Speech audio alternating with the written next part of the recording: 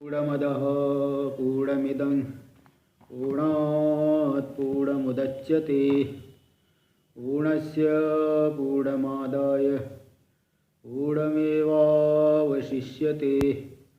ॐ शान्ति शान्ति शान्तिः। शङ्करं शङ्कराचार्यं केशवं बादरायणं सूत्रभाष्य कृतौ वन्दे भगवन्तौ पुनः पुनः। ईश्वरो गुरुरात्मेति मूर्तिभेदविभागिने व्योमवद्व्याप्तदेहाय दक्षिणामूर्तये नमः। ॐ शान्ति शान्ति शान्तिः। वेदांत के प्रकरण ग्रंथ विवेक चूड़ामणि पर हम लोग विचार कर रहे हैं। यहाँ पे श्लोक नंबर 412 हम लोग आरंभ किए। इसके पहले किस प्रकार का रूप ध्येय है, किस रूप में चित्त को समाहित करना है, ये बता दिए 3 श्लोकों के द्वारा। अब यहाँ शिष्य को प्रेरणा दे रहे हैं, उसी तत्व में तुम समाहित हो जाओ। समाहितांतःकरण स्वरूपे विलोकय आत्मानम् अखंड वैभव विच्छिन्दी बंधं भवगंध गंधिलम यत्नेन पुंस्त्वं सफलीकुरुष्व। समाहितांतःकरण स्वरूपे, स्वरूप में ही समाहित अंतःकरण वाले हो करके अखंड वैभवम आत्मानं विलोकय, जिसकी विभुता अखंड है, व्यापकता अखंड है, ऐसे आत्मा का अवलोकन कर दो, साक्षात करो। और भवगंध संसार वासना से युक्त जो ये बंध है, अज्ञान है, उसका विच्छेद करो। और इस तरह से प्रयत्न करके, पुरुषार्थ करके पुंस्त को सफल का बना दो, पुरुष शरीर को सफल बना लो, मानव जीवन सफल कर दो।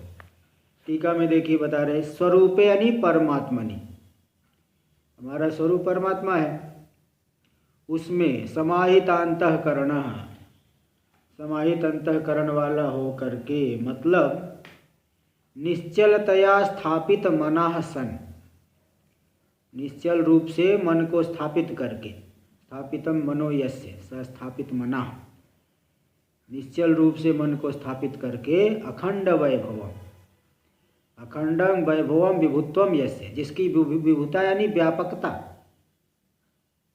अखंड है, यानी जिसकी व्यापकता में, विभुता में कोई खंड नहीं होता है, अखंड वैभव है।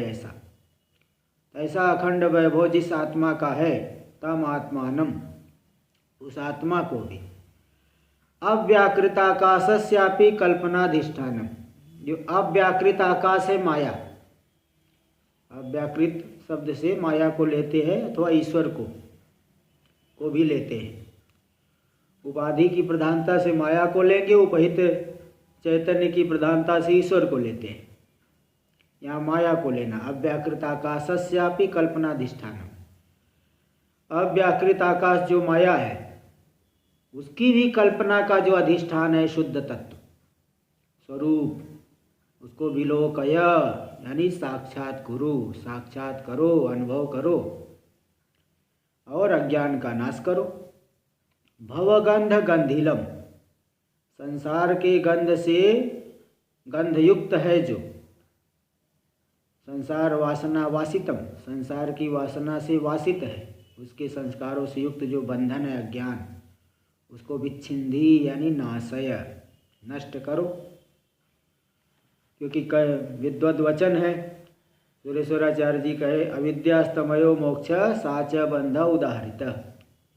अविद्या का अस्त हो जाना यही मोक्ष है, अविद्या का विनाश हो जाना यही मोक्ष है, और अविद्या ही बंधन है, अविद्या से ही बंधन होता है ना, इसलिए अविद्या ही बंधन हो गई।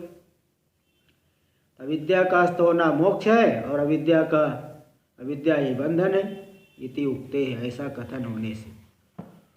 इसलिए यत्न करके अपने मानव जीवन को सफल बना लो। यत्नेन यल्लाभात् न परो लाभो, यद सुखात् न परम सुखम यद बोधात् न परो बोधस तद ब्रह्मेत्यवधारय।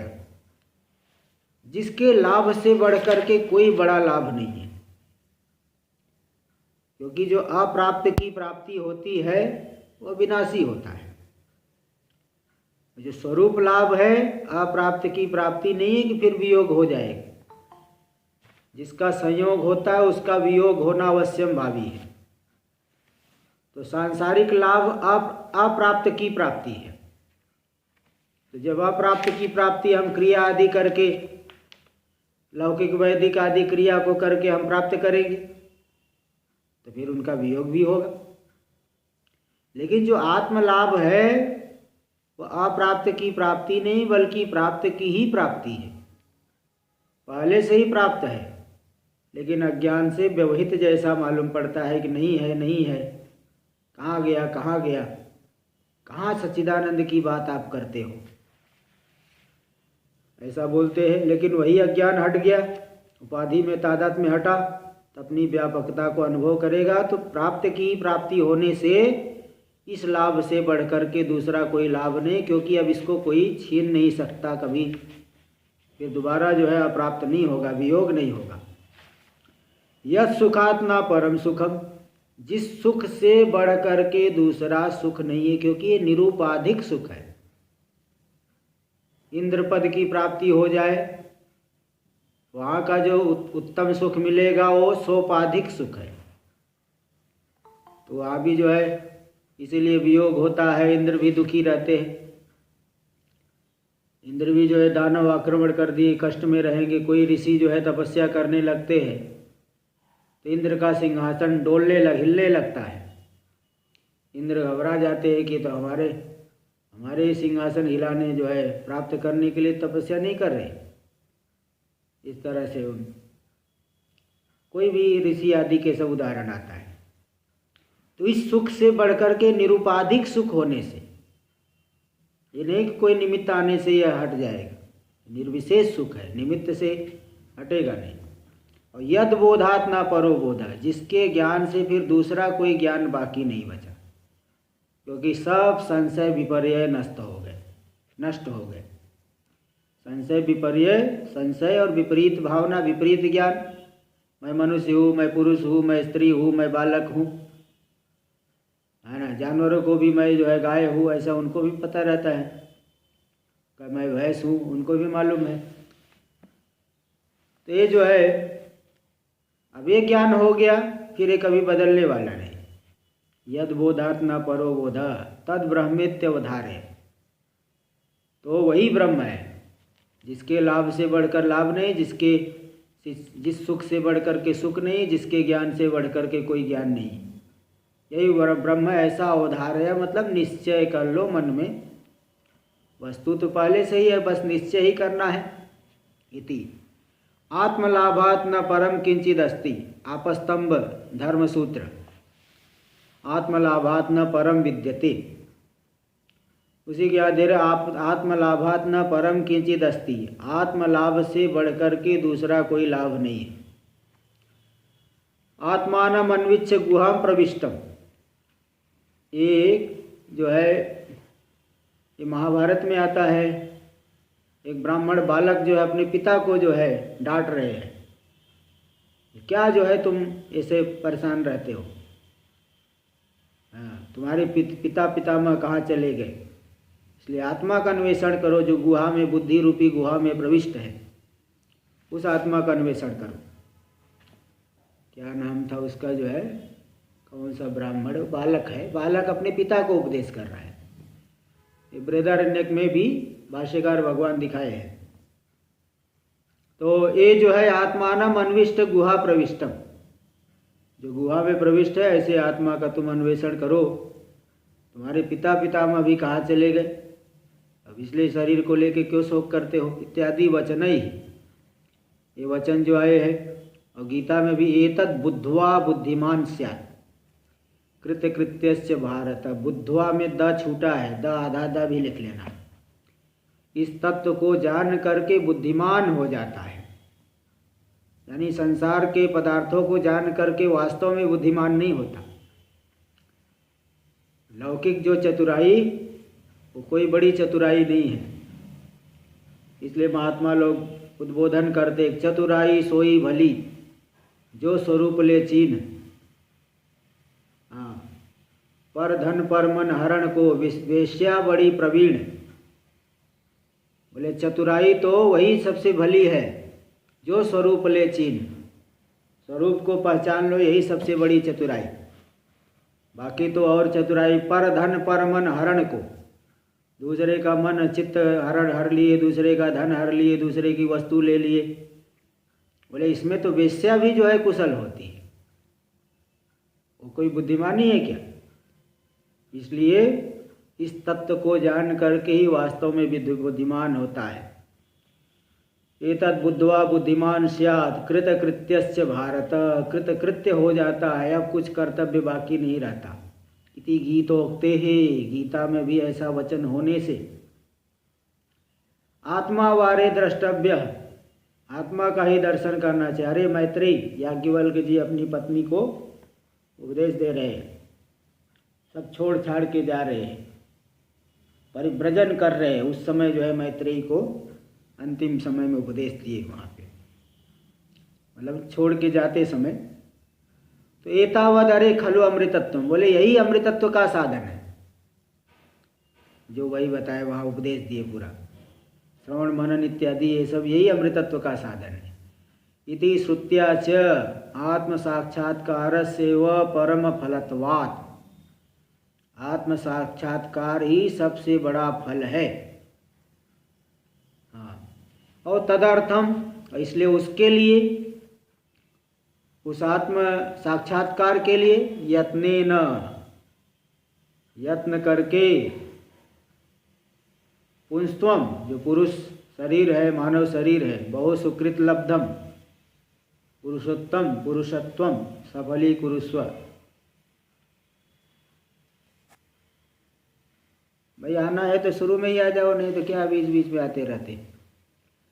इति श्रुत्या च आत्म साक्षात्कार से, हाँ तो बोले तदर्थम यत्नेन पुंस्त्वम, उस आत्म साक्षात्कार के लिए यत्न से पुरुष शरीर को, जो कि बहुत सुकृत लब्धम, बहुत पुण्यों से प्राप्त हुआ है, पुरुषत्व, पुरुष शरीर को सफली कुरुस्व, सफल कर लो, मतलब स्वरूप प्राप्त्या सार्थकम कुरु, स्वरूप की प्राप्ति से उसको सार्थक कर लो, यानी पुनर्मा संसारसी रीति भाव, दोबारा जो है संसरण की प्राप्ति मत करो, सफल कर लो पुरुष जीवन, मनुष्य जीवन को। इस तरह से ये श्लोक पूरा हुआ। और भी देखिए शिष्य को प्रेरणा दे रहे हैं, शिष्य को और अच्छी तरह से प्रेरणा दे रहे हैं। थोड़ा सा प्रेरणा दे के हट जाएंगे तो सोचेंगे तो गुरुजी ऐसे ही कर रहे थे, जरा जोर दे करके कई बार बोलेंगे तो उसको भी एकदम सावधान हो जाएगा, कहाँ नहीं यही प्राप्त करना है। इसलिए देखिए और अगले श्लोक में भी बता रहे हैं, सर्वोपाधि विनिर्मुक्तं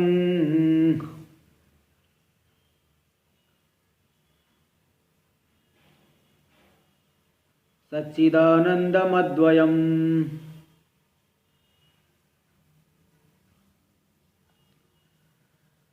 भावयात्मानमात्मस्थं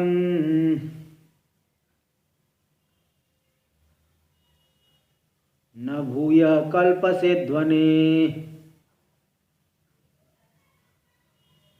सर्वोपाधि विनिर्मुक्तम, जितनी भी उपाधियां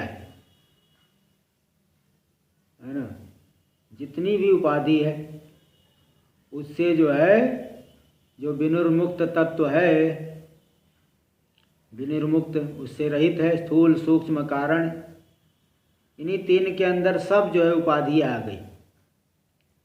स्थूल सूक्ष्म और कारण जो तीन उपाधियां, इनमें सभी आ गई। तो सर्वोपाधि विनिर्मुक्तम, सभी उपाधियों से जो विनिर्मुक्त है। सच्चिदानंदम अद्वयम, जो सच्चिदानंद रूप स्वरूप है, अद्वितीय है।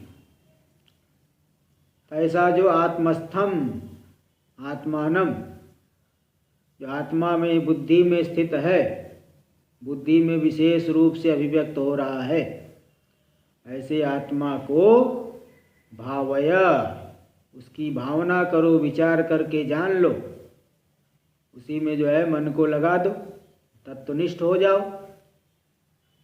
तो ऐसा करोगे तो क्या होगा, उसका अनुभव कर लोगे तो न भूय कल्प से अध्वने। अध्वन शब्द का अर्थ है मार्ग। तो संसार मार्ग में दोबारा तुम नहीं आओगे। संसरण की प्राप्ति, जन्म मरण की प्राप्ति तुम्हें दोबारा नहीं होगी। इस तरह से देखिए, पुनः जो है संसरण नहीं। देखो, आत्मानम भावय, आत्मा की भावना करो, उसी में जो है जैसे तत्व श्रवण मनन किए उसी में निश्चय करो, उसी में समाहित हो जाओ, उसी का ध्यान करो, उसी का चिंतन करके निश्चय करो। किम विधम, किस प्रकार की आत्मा है, बोले सर्वोपाधि विनिर्मुक्तम, जितनी उपाधियाँ है उन सबसे रहित है। क्या क्या उपाधि, उपाधि मतलब जो भेद का हेतु है। जैसे आकाश तो एक ही है, उस आकाश के भेद, आकाश में भेद का हेतु हो गया घट पट आदि। घट के भीतर आकाश हो गया छोटा, छोटा मालूम पड़ेगा। तो स्थूल सूक्ष्म कारण रूप भेद हेतु भी, स्थूल सूक्ष्म और कारण रूपी जो भेद हेतु है, उपाधियाँ है, उन सभी से जो विनिर्मुक्त है, यानी विशेषेण नितराम वासना तोपि इत्यर्थ। विशेष रूप से, नितराम यानी पूरी तरह से, वासनाओं से भी जो मुक्त हो गया। ये नहीं छोड़ दिया और थोड़ी वासनाएं बनी हुई, संस्कार बना हुआ है, दोबारा पाने की कोशिश कर रहा है, करने लगा फिर, यानी वासना से भी विनिर्मुक्त हो गया। तो मुक्तम यानी अस्पृष्टम, बिल्कुल स्पर्श के रहित। ऐसा नहीं एक शरीर जो है कहीं चले जाएगा, शरीर तो जब तक प्रारब्ध है तब तक रहेगा। संसार के पदार्थ भी प्रारब्ध है, पुण्य है तो सुख के साधन मिलेंगे, पाप है तो दुख के निमित्त सामने आएंगे।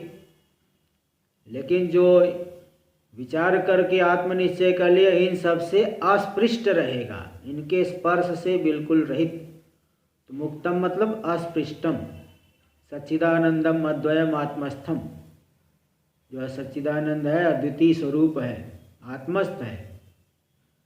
आत्मस्थ का स्वरूप में स्थित है अथवा बुद्धि में जो है विशेष रूप से अभिव्यक्त हो रहा है। ये दोनों ही अर्थ, आत्मा शब्द से बुद्धि भी ले सकते हैं और मुख्य आत्मा भी ले सकते हैं। ऐसा जो आत्मस्थ है ये स्वरूप, एतेन न विप्रकृष्टत्वम तस्य, तो हमारा ही स्वरूप है, स्वरूप में स्थित है, हमारा आत्मस्थ है, वो स्वरूप हमारा ही स्वरूप है। तो इससे जो बताए आत्मस्थ है, तो मतलब ये कोई दूर नहीं है। एतेन न विप्रकृष्टत्वम तस्य, वो अब कोई विप्रकृष्ट हो, बहुत दूर है, ऐसी बात नहीं है, बल्कि हमारा ही स्वरूप है। अत्र वाव किल सत सौम्य न निभाल ऐसे इति श्रुते हे सौम्य, वो तत्व यही है, लेकिन तुम जो है नहीं देख पा रहे हो। न पश्यसी, तुम नहीं देख पा रहे हो, तुम्हारी बुद्धि उतनी सूक्ष्म नहीं है। तो बुद्धि जो है सूक्ष्म हो जाए तो उसी बुद्धि में अभिव्यक्त हो, जिसलिए आत्मस्थ का अर्थ हो गया सूक्ष्मायाम बुद्धौ भासमानम इत्यर्थ। सूक्ष्म बुद्धि जो साधनाओं से पवित्र है, सूक्ष्म है, तीक्ष्ण बुद्धि है, उसी बुद्धि में जो भासमान होता है वो सच्चिदानंद स्वरूप जो सभी उपाधियों से रहित है। स्वमहिम प्रतिष्ठया तद्भावेन, जब तुम अपनी महिमा में प्रतिष्ठित हो जाओगे तो ब्रह्म भाव की प्राप्ति कर ले। ब्रह्म भाव ब्रह्म रूप हो गए, ब्रह्मवेद ब्रह्मवे भवत। तो तद्भावेन भूय यानी पुनः अध्वने संसृतये न कल्पसे, दोबारा संसरण नहीं करोगे, संसार की प्राप्ति नहीं करोगे। इसमें श्रुति और स्मृति दे रहे। श्रुति क्या प्रमाण है, न स पुनरावर्तते न स पुनरावर्तते, उसकी पुनरावृत्ति नहीं होती, जन्म मरण नहीं मिलता उसे। मामुपेत्य तो कौन्तेय पुनर्जन्म न विद्यते, हे कुंती नंदन अर्जुन, मुझे प्राप्त करके पुनर्जन्म की प्राप्ति नहीं होती है। इसी प्रकार ब्रह्म सूत्र में आवृत्ति अनावृत्ति शब्दात, अनावृत्ति शब्दात, अंतिम सूत्र है ब्रह्म सूत्र का। शब्द प्रमाण, शब्द यानी शास्त्र में न स पुनरावर्तित इत्यादि श्रुतियाँ है, कह रही इससे जो है अनावृत्ति, दोबारा संसार मार्ग में आवृत्ति नहीं होती है। इत्यादि श्रुति स्मृतिभ्य, इत्यादि श्रुतियों स्मृतियों से यही मालूम पड़ता है आत्म साक्षात्कार किए हुए पुरुष को पुनः संसार सागर में डूबना नहीं पड़ता। संसार सागर में वह जो है भटकता नहीं, बल्कि मुक्त हो जाता है। तो अब देखिए, आवृत्ति अभाव उत्पादयति, आवरण के अभाव का अब उत्पादन करें। आवरण नहीं रहता, आवरण हट गई, शरीराध्यास हट गया, फिर जीवन मुक्ति का अनुभव करेगा। इसको दिखा रहे श्लोक नंबर 414। अच्छा, श्लोक नंबर 414 यहाँ पे बताएंगे कि आवरण आवृत्ति भाव उपपादयति छाएव, आवरण का भाव हो जाएगा, शरीराध्यास आदि की निवृत्ति हो गई और फिर जीवन मुक्ति का अनुभव करेंगे। इस बात को दिखा रहे श्लोक नंबर 414 देखिए। छाएव पुंसः परिदृश्यमान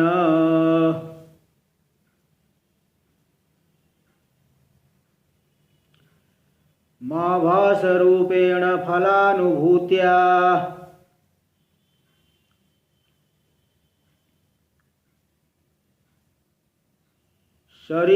शरीरमाराच्छववत् निरस्तम्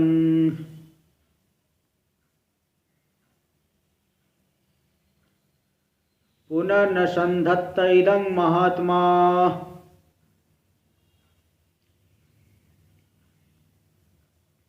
देखिए, छाये व पुंसा परिदृश्यमानम, जैसे पुरुष की छाया दिखाई पड़ती है, तो छाया थोड़ी हम होते हैं। इसी प्रकार फोटो, कोई फोटो है, फोटो फट गया, हम थोड़ी नष्ट हो जाएंगे। छाया है, छाया बड़ी हो जाती, छोटी हो जाती है, फोटो भी जो है खराब हो जाता है। दर्पण में प्रतिबिंब है, दर्पण जैसा है उसके अनुसार गोल, छोटा, बड़ा, काला भी दिखने लगेगा। कोई गौर वर्ण का पुरुष है, वो भी काला दिखने लगेगा। तो वो जो है, तो इस तरह से जो पुरुष की छाया के समान जो दिख रहा है, जैसे पुरुष की छाया जो है दिखती तो है लेकिन उसको नहीं मानता, इसी प्रकार आभास रूपेण, जो आभास रूप से दिखाई पड़ रहा है, यानी शरीर ज्ञान होने के बाद शरीर दिखेगा तो, लेकिन आभास रूप दिखेगा, प्रतीति बाधित रूप से प्रतीति होगी। क्यों? फलानुभूतिया, क्योंकि फल का अनुभव कर लिए, अखंडाकार वृत्ति से स्वरूप का आवरण हट गया, फल का अनुभव कर लिए, तो शरीर आदि आभास रूप से जो है दिखेंगे। तो ऐसा जो शरीर है जो आभास रूप से दिख रहा है, शववत निरस्तम, शव के समान निरस्त होगी। जैसे शव, मुर्दा, वो दिख तो रहा है लेकिन पुरुष नहीं है, कोई भी जानता है वो दिख रहा है लेकिन पुरुष नहीं है। इस तरह से जो है पुनर्न संधत्त इदम महात्मा, जो शव के समान ही निरस्त हो गया, क्योंकि फल का अनुभव कर लिया, ज्ञान हो गया, तो आभास रूप से दिखने पर भी शव के समान निरस्त हो गया। ज्ञानी के लिए शरीर जो है शव के समान हो गया। पुनर्न संधत्त इदम महात्मा, तो जो महात्मा पुरुष, ज्ञानी पुरुष इस शरीर का अनुसंधान नहीं करता, शरीर में हम बुद्धि करके फिर जो है सुखी दुखी नहीं होता, आनता नहीं करता, यही मैं हूँ, ऐसी उसकी बुद्धि नहीं होती। ज्ञानी की बुद्धि नहीं होती ऐसी, पुनः उसका संधान नहीं करता, पुनः उसमें जो है मैं बुद्धि नहीं करता। देखिए भाष्य में, महात्मा यानी ब्रह्म भावम प्राप्त पुरुष, महात्मा का अर्थ है ब्रह्म भाव को जो प्राप्त कर लिया पुरुष, वह फलानुभूत्या, फल का अनुभव करके, मतलब अखंडाकार वृत्त्या अनावृततया, अभिव्यक्त स्वरूप चैतन्य, अखंडाकार वृत्ति के द्वारा आवरण हट गया, स्वरूप में आवरण हट गया तो अभिव्यक्त स्वरूप चैतन्य। तो जो अभिव्यक्त हो गया स्वरूप चैतन्य हमारा, तस्यानुभूत्या, उसका अनुभव करके, अनुभवेन हेतुना, क्योंकि उसका ज्ञान हो गया ना स्वरूप का, इसलिए जितनी उपाधि है कहीं पे भी मैं बुद्धि नहीं होगी। आभास रूपेण शरीर दिखाई पड़ेगा। जैसे उदाहरण दे रहे, सर्प त्यक्त निर्मोक इव, सर्प ने जैसे निर्मोक यानी केचुला, सर्प ने केचुल को छोड़ दिया तो दूर से भले वो केचुल सर्प के समान दिखाई पड़े, सर्प के द्वारा त्यक्त जो निर्मोक है, केचुल है, उसके समान। सर्प रूपेण इतर दृष्टिया, सर्प रूप से भले दूसरे को दिखाई पड़े लेकिन वो सर्प नहीं होती है। इसी प्रकार ज्ञान हो गया तो पूर्ववत पुंस छाया इव आदेह पातम, पूर्व के समान, पुरुष की छाया के समान ये देह भी दिखेगा। कब तक दिखेगा? आदेह पातम, जब तक देह का पात नहीं होता, शरीर नहीं छूट जाता, मृत्यु काल नहीं आती, मतलब शरीर का प्रारब्ध समाप्त नहीं आता। ज्ञानी तो अजर अमर हो गया है, शरीर का मृत्यु तो शरीर की होती है। ये बात तो पहले भी कई बार बता चुका हूँ। जीव थोड़ी मरता है, शरीर जो है मरता है। तो आदेह पातम परिदृश्यमान, शरीर पात पर्यंत जो दिखेगा शरीर, उसको आराध यानी दूर से ही, शववत निरस्तम, शव के समय, जैसे शव को दूर से ही जो है व्यक्ति उसका परिहार करेगा। मुर्दा लेके जा रहे रास्ते में लोग साइड में खड़े हो जाएंगे तो शव के समान जैसे निरस्त हो जाता है। इदम शरीरम पुनः न संधत्ते, ज्ञानी पुरुष में संधानमय बुद्धि नहीं करता। तत्र अहंतादिकम न करोति, वहाँ पे अहंता, मैं, मेरा, ये सब बुद्धि उस शरीर में नहीं करते। प्रतीतावपि घटादव उदासीन, बोले प्रतीति तो होती, बोले प्रतीति होने पर भी जैसे घटपट आदि दिख रहे हो, उसको थोड़ी कहता है मैं हूँ या घटमय हूँ या कुर्सीमय हूँ या वाहनमय हूँ। मैं बुद्धि जैसे इन सब चीज़ों में नहीं होती है, घटपट आदि में, ऐसे ही शरीर की भी प्रतीति होने पर भी वह ज्ञानी पुरुष उदासीन रहेगा, उससे ऊपर उठ गया। उदासीन, उद यानी ऊपर ही, ऊपर स्थित हो गया, मतलब वहाँ से मैं भाव छोड़ दिया। तो तत्र भवति, तत्र उस शरीर आदि में उदासीन हो जाता है ज्ञानी, इसलिए जीवन मुक्ति का अनुभव करता है। तो दूर से ही जो है पूरी अहंता आदि को छोड़ दिया, इसलिए जीवन मुक्ति का अनुभव करते हैं। यहाँ शंका एक पूर्व पक्षी करेगा कि चलो ज्ञान होने के बाद भी समाधि में शरीर आदि का विस्मरण हो जाए, पर व्यवहार में तो अगर शरीर आदि का में मैं बुद्धि नहीं होगी तो सुख के लिए चेष्टा नहीं करेंगे, विषयों का सुख तो नहीं मिलेगा ज्ञानी को, विषयों के सुख से ज्ञानी वंचित रहेगा। इसलिए व्यवहार में तो विस्मरण को मत मानो, समाधि में भले विस्मरण मान लो। यहाँ बताएंगे नहीं, व्यवहार में अगर फिर मैं करने लगा फिर ज्ञानी क्या बात, किस बात का ज्ञानी? वो तो जो है फिर सुखी दुखी होने लगेंगे, सुखी दुखी पहले के समान होंगे, वो तो अज्ञान दशा ही रह जाएगी। और दूसरी बात, जो विषय सुख की बात कर रहे वो तो आत्मा आनंद का एक छोटा सा अंश मात्र है।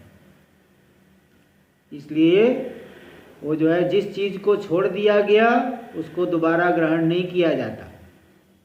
ईशावास्य में अभी आप लोग देखें, न जीवति मरणे वा गृधिम कुर्यात अरण्यमीयात न पुनरीयात, जीने मरने में भी आकांक्षा न करे, अरण्य चले जाए दोबारा वापस न आए, ये नहीं जाके चले आया। आजकल सफारी करने के लिए लोग जाते हैं जंगल में, इसका मतलब थोड़ी जंगल में ही रह गए वापस आ जाते हैं। तो ऐसा सफारी करने थोड़ी निकले हो कि वापस आ जाए। मुमुक्षु जो है पूरा छोड़ छाड़ करके चले गए तो वापस नहीं आना, ऐसा वो भाष्यकार भगवान ने वहाँ दे दिए। इसलिए यहाँ पे बोल दिए जिस चीज को छोड़ दिया गया दोबारा ग्रहण नहीं करता है। लोक में भी ऐसा होता है। देखिए श्लोक नंबर 415, सतत विमल बोधानंद रूपम स्वमेत्य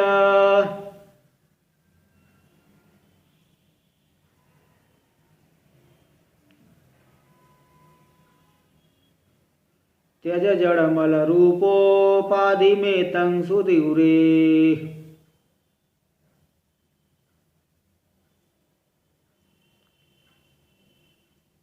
अथ पुनरपि नैव स्मर्यतां वान्तवस्तु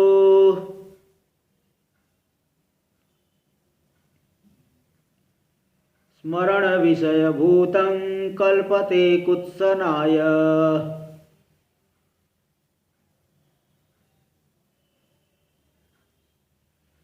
सतत विमल बोधानंद रूपम स्वमेत्य, जो सतत विमल विशुद्ध ज्ञान स्वरूप है, आनंद स्वरूप है, ऐसा स्वम यानी जो हमारा स्वरूप है, हम ही है वो।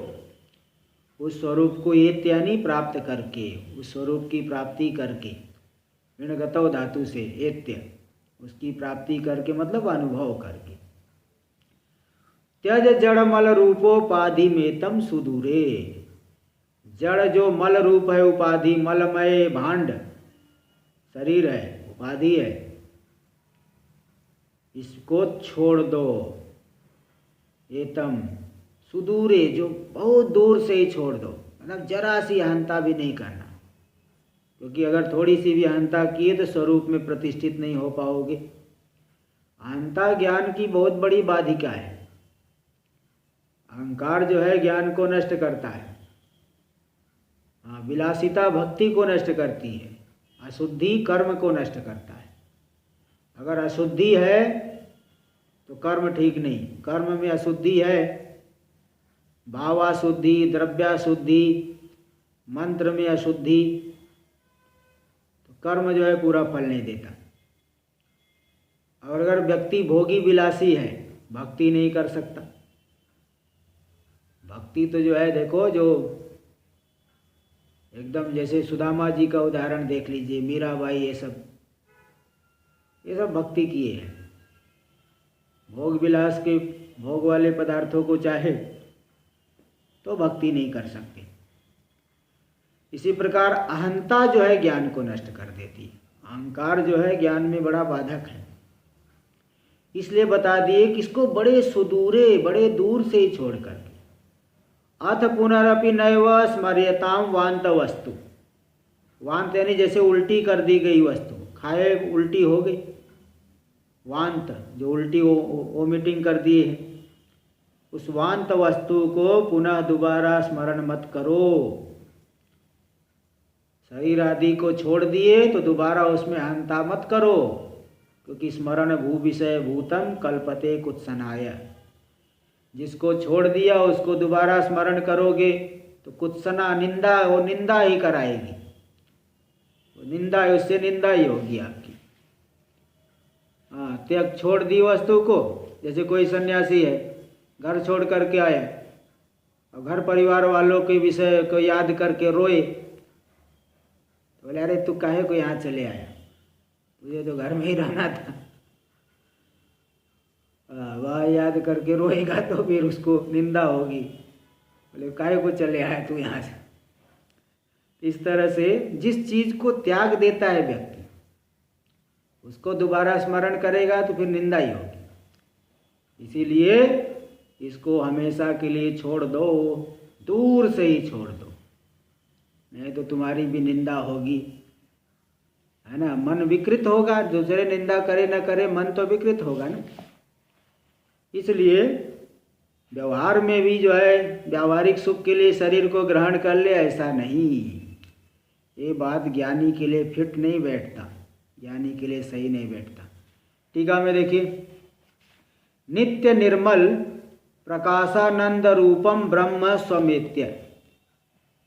नित्य जो निर्मल प्रकाश स्वरूप है, आनंद स्वरूप है, ऐसा जो ब्रह्म, वो जो हमारा स्वरूप है, स्वम एत्य, एत्य मतलब प्राप्य, प्रत्यक्तया प्राप्य, प्रत्यक रूप से, सर्वांतर रूप से प्राप्त करके।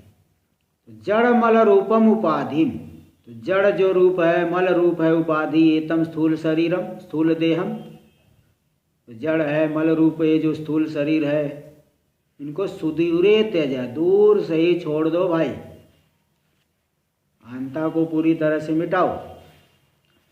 अथ स्वयं निर्मल चिदानंद रूपम ब्रह्मैव, स्वयं आपको जो है अपने आप को कैसे जानो कि निर्मल चिदानंद ब्रह्म रूप है, ऐसा साधना करके जब जान लिए तो ज्ञानानंतरम पुनरपि नैव स्मर्यताम, दोबारा उसका स्मरण मत करो। दूरम मल भांडवत त्यक्तत्वात्, जैसे मल आदि से विष्ठा आदि से भरा हुआ पात्र दूर से ही छोड़ देते, दोबारा स्मरण नहीं करते, ऐसे ही जो है इसको छोड़ दिए, दोबारा क्यों स्मरण करते, क्यों जो है वहाँ आसक्ति को बढ़ाते हो।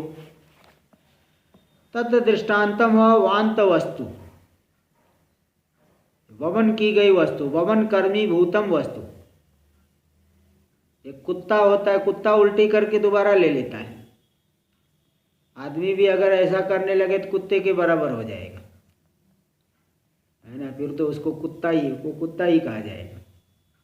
जिसको छोड़ दिया तो वांत वस्तु वमन कर्मी भूतम वस्तु स्मरण विषय भूतम स्मृतम, उसको दोबारा स्मरण किए तो फिर तो और निकुत्सनाय यानी स्व से जुगुप्साव है, स्व में तो घृणा होगी और पर कृते निंदा है, दूसरे के लिए निंदा का पात्र होगा। निंदा एवं अवकल्पते, निंदा एवं अवकल्पते, एक वह छूट गया है। निंदा एवं, या तो आ काट दो नहीं तो वह लिख दो, दो में से एक चीज करना पड़ेगा। वाह में दीर्घ, या तो दीर्घ को काट दो नहीं तो आँखा से बराबर, सही सही। श्लोक में वो कल्पते ही है, इसलिए दीर्घ को काट दीजिए, दीर्घ को काट दीजिए, बस हो गया। श्लोक में कल्पते है तो निंदा यैव कल्पते, निंदा के लिए ही वह निंदा ही कराएगी, निंदा में ही कराएगी। क्यों नहीं, मलिनम वस्तु स्मरणीयम, सबसे पहली बात तो जो मलिन वस्तु है उसका स्मरण नहीं करना चाहिए, स्मरणीय नहीं बनती। क्यों? क्योंकि मनसा विकारापत्ते, मलिन वस्तु का स्मरण करोगे जो अपवित्र है उसका स्मरण करोगे तो आप भी अपवित्रता में ही रहोगे। और निंदंती च लोके त्यक्तम दुष्टम वस्तु स्मरंतम, लोक में भी देखिए जो छोड़ी गई वस्तु है, दोष विशिष्ट वस्तु है, उसका जब कोई व्यक्ति स्मरण करता है तो लोग उसकी निंदा करते हैं, अरे क्या जो है छोड़ दिया फिर भी उसी का स्मरण कर रहा है, निंदा करते हैं लोग। इसलिए इसको निंदा नहीं, कोई निंदा ना मिले, इसलिए दूर से ही छोड़ दो। और भी देखिए गुरुजी शिष्य को बता रहे, और भी अगला श्लोक 416 नंबर, समूलमेतं परिदह्य वह्नौ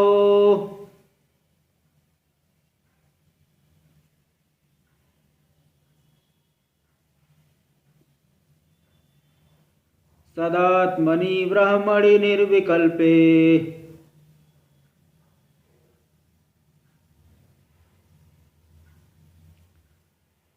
ततः स्वयं नित्य विशुद्ध बोधा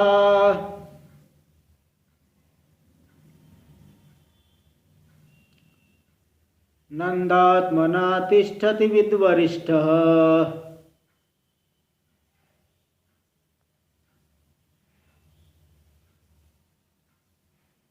समूलमेतं परिदह्य वह्नौ, समूलमेतत् परिदह्य वह्नौ, इस वाणी ज्ञान अग्नि में इस पूरे उपाधियों को मूल अज्ञान के सहित जला करके, मूल के सहित अज्ञान के सहित इस सभी उपाधियों को ज्ञान रूपी अग्नि में जला करके, कौन है ज्ञान, कौन अग्नि है यहाँ, सदात्मनि ब्रह्मणि निर्विकल्प, जो निर्विकल्पक ब्रह्म है, सदात्मा है, उसी का ज्ञान से, तो वही ज्ञान स्वरूप ही है। उस ज्ञान स्वरूप सदात्मा ब्रह्म में, निर्विकल्प में, उस ब्रह्म रूपी वाहिनी में इस पूरे संसार को, शरीर आदि को, त्रिविध शरीर को, है ना, बाकी दो शरीर है और समूल का दिए अज्ञान भी ले लिए, अज्ञान के सहित पूरी उपाधियों को, पूरे संसार को जला करके, ब्रह्म रूपी अग्नि में जला करके, निर्विकल्प ब्रह्म जो सदात्मा है उस अग्नि में जला करके। तथा स्वयं नित्य विशुद्ध बोधा, इसके बाद फिर क्या हो जाता है, किस रूप में स्थित हो जाता है, विद्वरिष्ठ। विद्वरिष्ठ मतलब ज्ञानियों में जो श्रेष्ठ है, ऐसा ब्रह्मज्ञानी पुरुष नित्य विशुद्ध बोधानंदात्मना तिष्ठति, जो नित्य है, विशुद्ध है, ज्ञान स्वरूप है, आनंद स्वरूप है, उस रूप से स्थित हो जाते हैं। नित्य विशुद्ध बोध ज्ञान स्वरूप आनंद स्वरूप से स्थित हो जाते हैं। बोधानंदात्मना तिष्ठति। देखिए भाष्य में दे रहे हैं, सदात्मनि, सदात्मा है वो ब्रह्म, तो मतलब कालत्रया बाध्य स्वरूपे, जिसका तीनों कालों में वर्तमान भूत भविष्य तीनों कालों में अबाध्य स्वरूप है, कभी बाधित नहीं होता, उसका कभी अभाव निश्चय नहीं होता, ऐसा जो निर्विकल्पक स्वरूप है। तो निर्विकल्प के ब्रह्मणि वहनौ, ब्रह्मरूपी वहनी में एतत् शरीरम समूलम, इस शरीर को मूल के सहित यानी अज्ञानेन सह परिदह्य, अज्ञान के सहित जला करके, मतलब निरवशेषम दग्ध्वा, ऐसे जलाना है कुछ अवशेष बचे ही न, हाँ कुछ बचा है बचे ही न, ऐसा जला करके। तथा विद्वरिष्ठ, इसके बाद वह ज्ञानियों में श्रेष्ठ। देखो विद्वरिष्ठा का अर्थ कर रहे हैं, विदंती इति विद, विदंती मतलब जानंती, जो जानने ज्ञानी है, तो इति विद तेषु वरिष्ठ, उनमें जो वरिष्ठ है, विद्वरिष्ठ है, ज्ञानियों में वरिष्ठ है, श्रेष्ठ है, वह स्वयं ब्रह्म रूप से स्थित हो जाते। स्वयं नित्य विशुद्ध बोधानंदात्मना तिष्ठति, स्वयं वह नित्य विशुद्ध ज्ञान स्वरूप आनंद स्वरूप से स्थित हो जाते हैं। मतलब न कदाचित अपि तस्य अनात्म प्रतिभानम इति भावः, ज्ञानी को कभी भी अनात्म पदार्थों का प्रतिभान नहीं होता, बाधित रूप से प्रतीत होगा, कहीं जो है सत्य करके नहीं मानते, सत्य करके मानना ही जो है वो दुख आदि देने वाला है, इसलिए ज्ञानी को कहीं से भी आस्था नहीं, सत्यत्व बुद्धि नहीं, बाधित रूप से भले प्रतीति हो। अब यहाँ आगे ये शंका होगी फिर वो ज्ञानी की व्यवहार काल में क्या स्थिति होती है, व्यवहार काल में किस तरह से रहेंगे, शरीर आदि को किस तरह से देखेंगे, है ना, दूर से छोड़ तो दिए है, किस तरह से देखेंगे, जरा ये भी और स्पष्ट कर दिया जाए तो बात जो है जरा और अच्छा रहे। तब ये सब बातों को दिखाएंगे, इसको हम लोग आगे कल करेंगे। ओम पूर्णमदः पूर्णमिदं पूर्णात् पूर्णमुदच्यते पूर्णस्य पूर्णमादाय पूर्णमेवावशिष्यते। ओम शांति शांति शांति। शंकरं शंकराचार्यं केशवं बादरायणं सूत्रभाष्य कृतौ वंदे भगवन्तौ पुनः पुनः। ईश्वरो गुरुरात्मेति मूर्तिभेदविभागिने व्योमवद्व्याप्तदेहाय दक्षिणामूर्तये नमः। ओम शांति शांति शांति।